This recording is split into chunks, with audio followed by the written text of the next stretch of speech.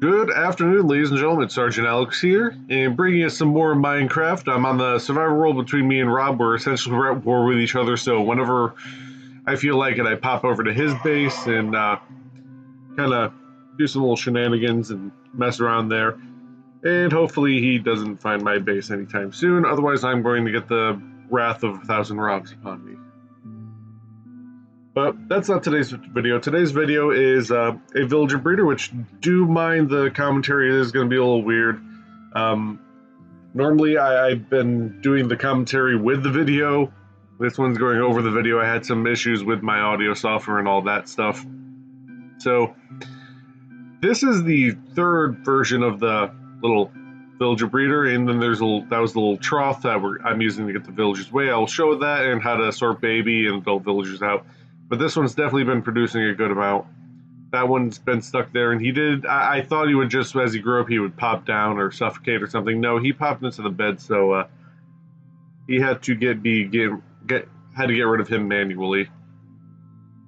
But as we see, 4 villagers here in their nice little house area.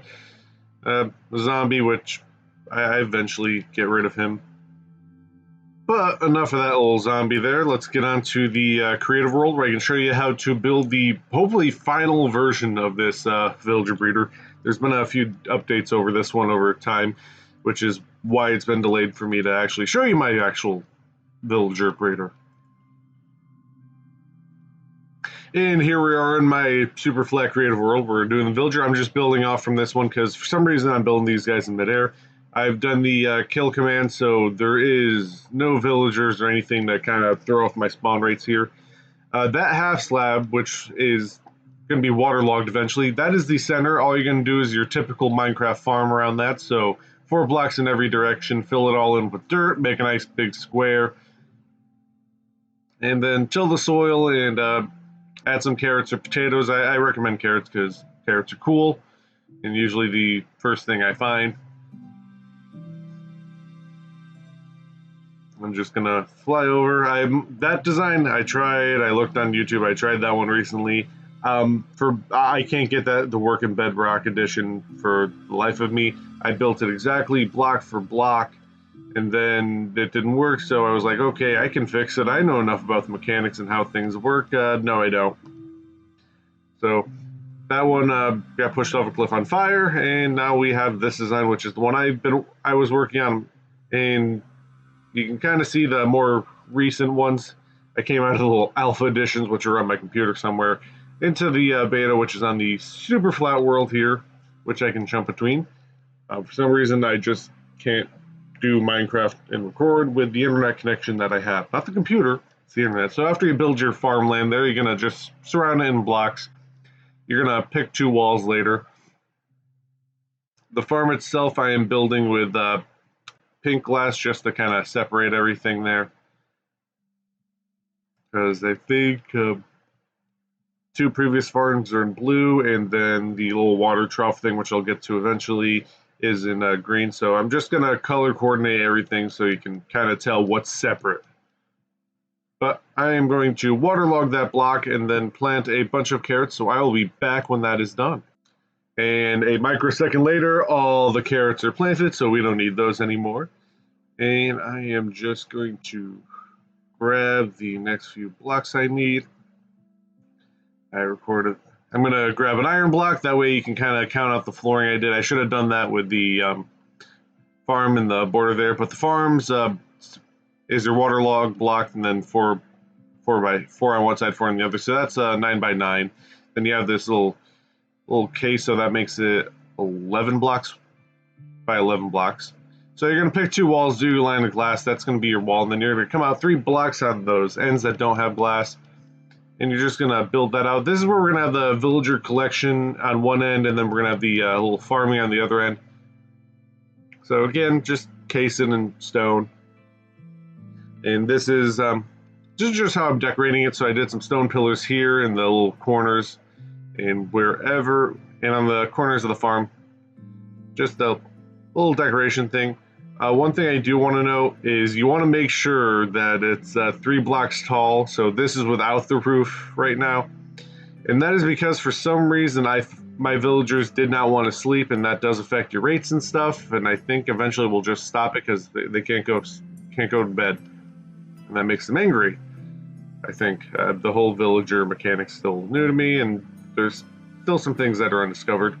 So I went the extra block up. They can get in their beds now. They can access their workstations, no problem. They're not going to trample any crops. Those are the main things of this farm. I wanted to make sure I could walk away from it and not worry about it. So that definitely was one of the big things I had in mind for this farm, which does play with a few tricky mechanics that I'm hoping don't change. I just put that pillar in the wrong spot, and I realized it. So come back. Essentially, I'm just copying the other side and doing pillars in the corners again. And again, this is decorational, optional, whatever blocks you want to use. For my villager farm, instead of the iron blocks, I used wood. And again, just building the glass up. A nice little line across here. And you can use glass, you can use whatever, swap those out. I did glass because one, it looks nice, and you can check into your villagers without having to break down walls to try and debug the system. And for this section of the farm, there's, I believe this was the one, I left part of the roof open just so I could fly in there doing the final touches on things. So I think this was, yeah, that was the side. So that side I just kind of left open. This one I filled in, and then I just did a border. And right over the farm, I figured it'd be nice if villagers could have a nice little skylight. And say you built this into the floor, you can look down and see your villagers farming for you, making many villagers, which you can then hopefully get mending books.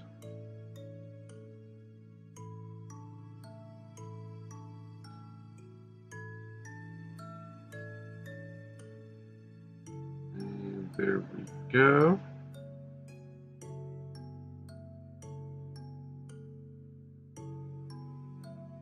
And I'm just going to break into here.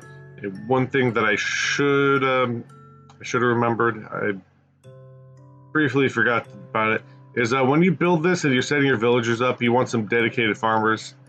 As I'm putting glowstone in here just to light it up. I kind of did the four little directions there just because it looked cool. There's no real reason why I'm doing the glowstone. Just make sure everything's lit up so mobs don't spawn or anything. But one thing you do want to make sure is when you're setting this villager farm up, break all the beds down, break all the stations that villagers can lock onto jobs that are in the vicinity. I mean, out of paranoia, I think I went 200 blocks entirely. I found it best if the villagers can access the right side of the bed. So I kind of just did it there. I popped in their stations. I recommend 2 farmers and then just making 2 that are other stations. That way when they're standing on there, they walk off, they won't fall or break crops. The beds don't have to worry about that so much since I can sit, I believe they're half slabs.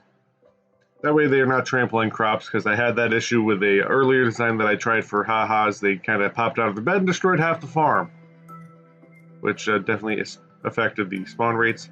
On this side is where you put the extra beds, but you need a way to collect the villagers when the babies go to sleep at night. So I'm going to fly over here to show you a little trick. Essentially, just a hole in the floor with a trapdoor, so they see it as a full block, they walk over and boop, gravity kicks in. So again, any trapdoor that works, I put it up against the back wall here, and you just have them open. And if you need to wait for villagers to breed to get your breeder up to full force, keep them closed and pop out the extra beds temporarily. And so the adults don't want to walk over here and get affected by gravity themselves. We're going to do half slabs, but I'll do that in a second. Essentially, just squeeze in as many beds as you can in there. The more beds you have, hopefully the more that spawn in. Okay. Need a little half slab, so... Right. Come on, grab the half slab in the center of the farm. You can do it past me. No. Past me has to learn so much. Okay, you got the half slab. Okay, so essentially all you're doing is making the gap just 1 block wide, so baby villagers can fit, big villagers can't. They'll just kind of walk into it. That way you're not losing your 4 main villagers that are making this farm work. So now time to spawn in the villagers, which I do recommend just having those 4 beds, those 4 workstations, so they don't lock on to anything else. So those beds I just placed are all getting deleted. So delete those, and I know there's beds and workstations over here. So let us go do a quick purge of that. So get rid of that. Bye. See ya. Now I got the ones over here. Out the door I made at the beginning of this video into this door. Let's get rid of this. And I believe I already got rid of the workstations here, which I did. I believe that is it for beds to lock onto. Just set the time to day.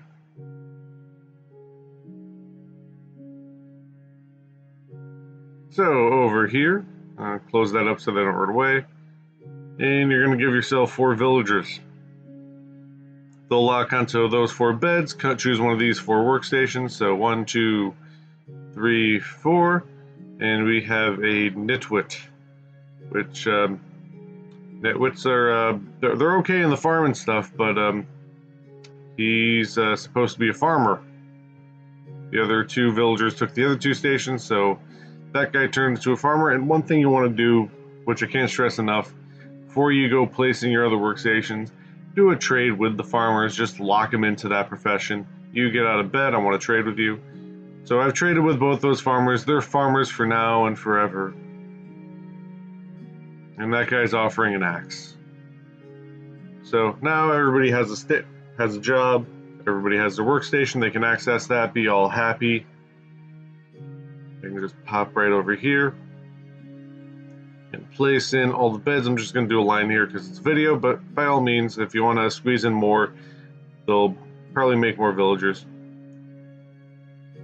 And then all that's left is to close in the roof, which I do recommend a roof. That way lightning strikes, you don't get any random villagers turning into witches, not random baby villagers. You don't want any witches, so that's why there's a roof, and they're completely closed, so they're nice, safe, protected. And they are already making baby villagers. Now, again, this is Bedrock Edition, not Java, so I don't know if this will work in Java. I don't see why not. I'm not sure on the timings, mechanics, and stuff in Java. I follow Bedrock right now. If I did Java, I'd follow it. But the time it takes a baby villager to grow up into adult is longer than a day cycle. So at nighttime, when they go to bed, they're pretty much guaranteed to run towards the beds, fall down into the collection system, which is what I'm grabbing stuff for. So at least if they don't wander in there just from their random pathing, they'll wander in there when they go to sleep in one of their beds. So if you go to bed, if you're going to sleep the night away, just give it an extra minute or so, unless you're getting flanked by creepers and stuff. And then you can just go to bed after they've attempted to and fallen into this little handy-dandy water trough, which the design's been out there. I'm just including it in this video so you don't have to do the little staircase down method that's worked for such a long time if you have not seen this design. Again, like most things, I have no idea who originally designed it, so I'm not giving credit. I got it off. I saw the idea of it on Hermitcraft episode. It'd be nice if I remember how to talk. So that's where I got the idea from. If you're watching this video, you probably know what Hermitcraft is. So I'm doing a nice little casement there, which that last row can kind of go away. It's the ceiling. I'm going off the design I'm using in my village, which that's perfectly level with the ground level. Place a water source block at the beginning there, then do a fence post. On top of that fence post, do a sign, then another sign diagonally up over the water, where you can place another water source block, and that'll move everything along. And I'm just gonna build the glass out here. And at the end of this water source block, you would do another little fence wall. Well, wall block, not fence post. Probably wouldn't work with fences, though. I just did walls because that's what was used in the video that I was shown how to. And essentially, As the villagers move down, that fence pushes them up so their head's in water. They swim up and get caught in that current. Here we have the little demonstration. So this guy's moving along. He gets to the end there. That's why you need the little extra block, because he swims up and I don't want him hurting himself or getting stuck. And he moves along. So 3 high, tall channel plus a roof plus a floor, because you need the little wall block there, the fence wall there.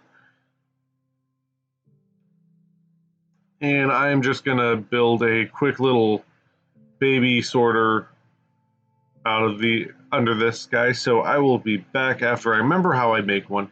Make one really quick, and then I can kind of show you it. So I will be back in a second.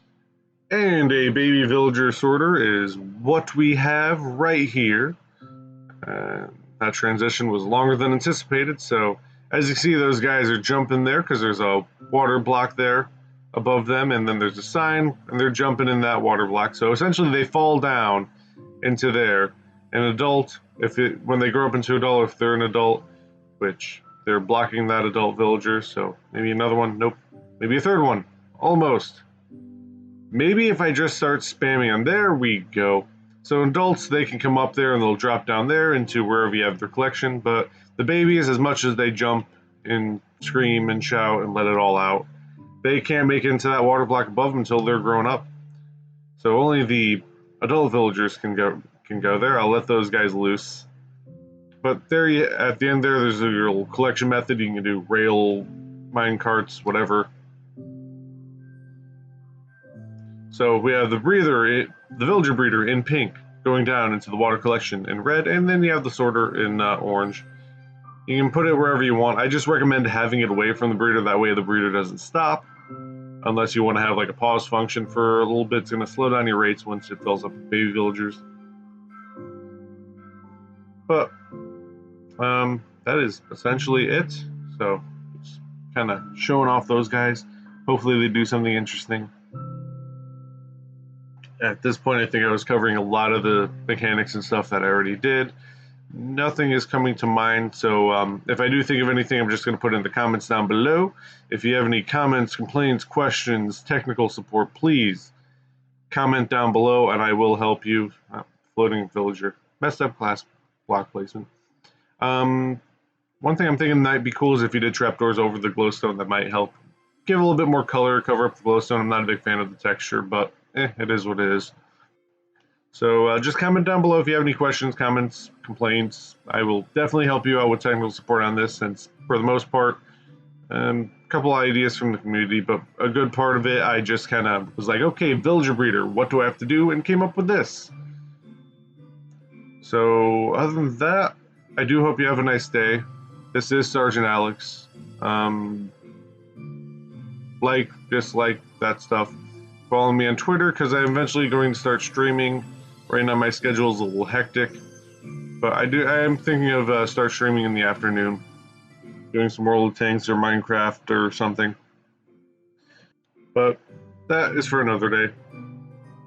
So subscribe if you're new to the channel. My little exit here has been going on long enough, so I'm just going to end the video now. So I hope you have a nice day. Bye.